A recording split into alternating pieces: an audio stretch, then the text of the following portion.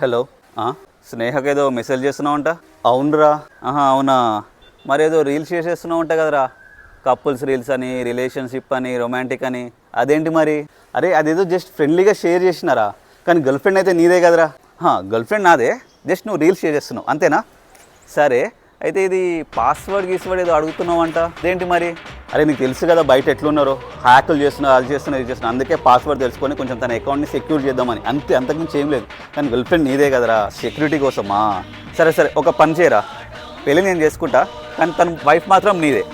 హనీమూన్కి టికెట్స్ నేను బుక్ చేస్తా, కలిసి మీ ఇద్దరు వెళ్ళండి. ఏం చెప్తున్నావురా?